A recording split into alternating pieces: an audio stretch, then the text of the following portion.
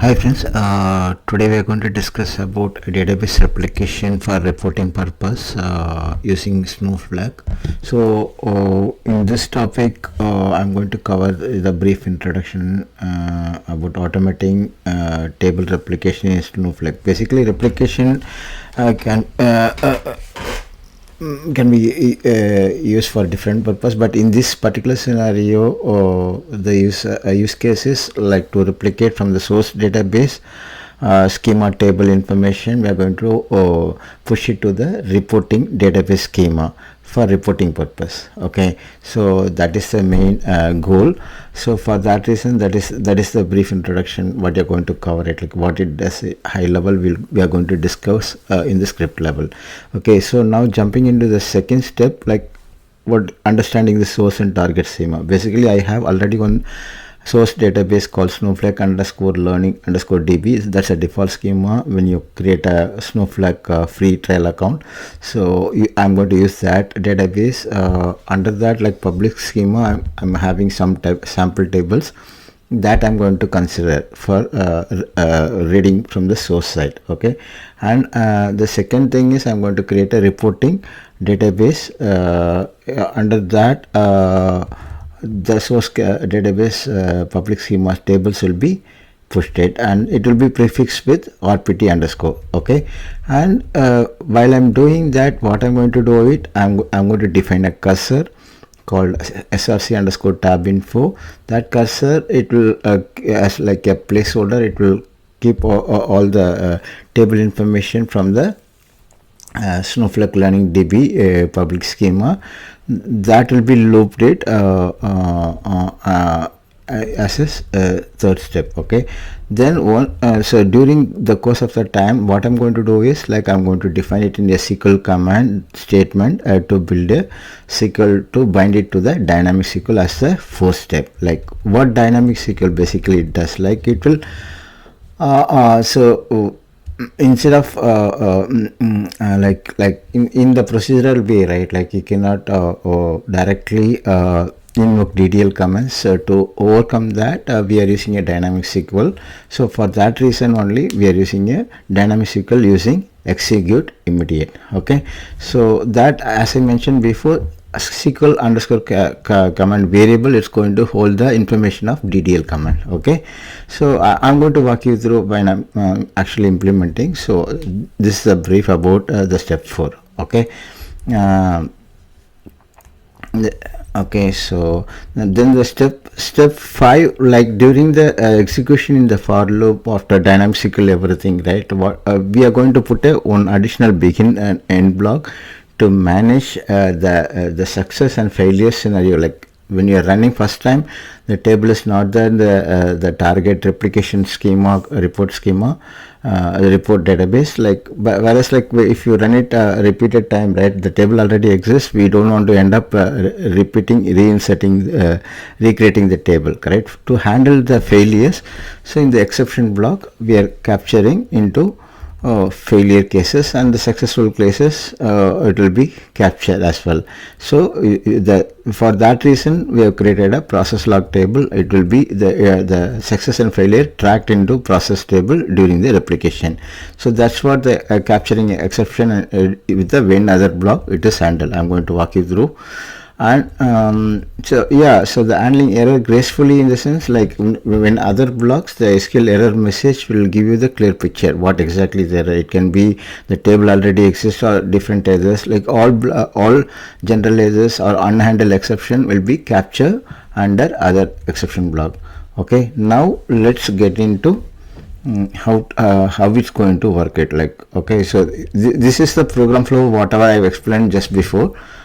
Just a quick overview. Like it's going to start, it's going to connect to Snowflake learning db public schema, and it's going to fetch it the src tab info cursor. Then it will loop each table by table from the source database public schema.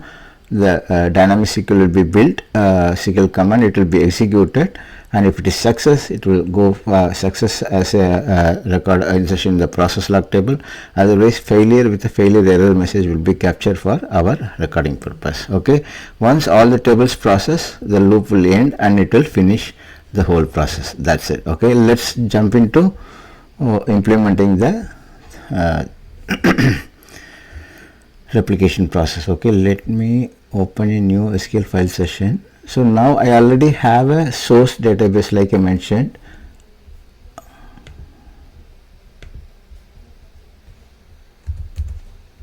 Okay, already have Snowflake Learning DB source database there. What we are going to do as a first step, create database Snowflake underscore learning underscore rptdb. This is the okay. So I've created a target replication. So the database got created. Now we'll see under this one default public schema is there. We no need to do that. Let me bring the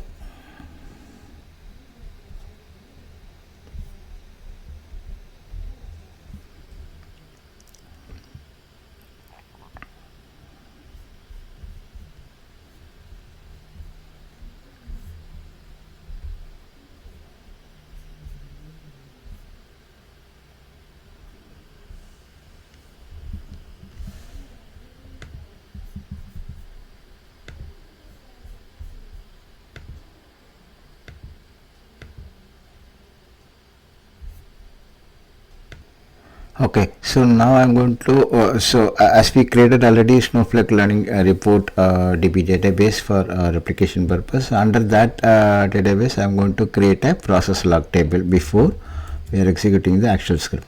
Okay, the table got created successfully. Then the next step is I already the tested script is there. This is the script I am going to run it. Okay, so as I mentioned before, so we have two tables under public schema. We have under Snowflake Learning DB, right, like metadata, table columns and temp underscore test. When we are replicating, it will be prefixed with rpt underscore and it will be pushed into the target report DB schema. Okay, so like I mentioned before, so this is the cursor, we defined it, and this is the for loop. It will loop the cursor, and this is the report table, it's replicated, and this is the SQL command, and this is the begin exception block. So begin and end block inside the for loop. It will log the process log information successful cases, and gracefully it will capture the failure log on the end of it. Like after processing all the tables, it will finish the loop. Okay, let us try to execute. Okay, since there is no you'll see that anonymous block executed successfully. To validate the process ran successfully, we'll go back and we'll try to check the process log table.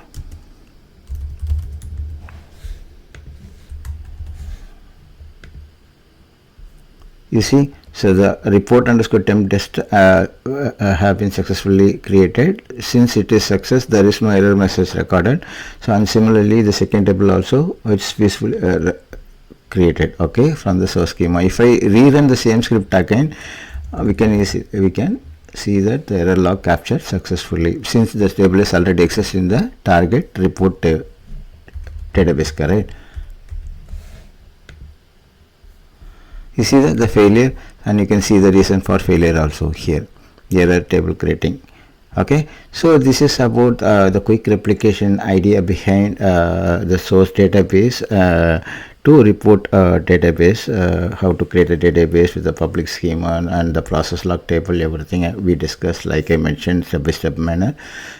Hope this video is really useful to you. Like if there is any questions or clarification, please feel free to reach me out. Thank you for watching my video. Please subscribe my channel. Thank you.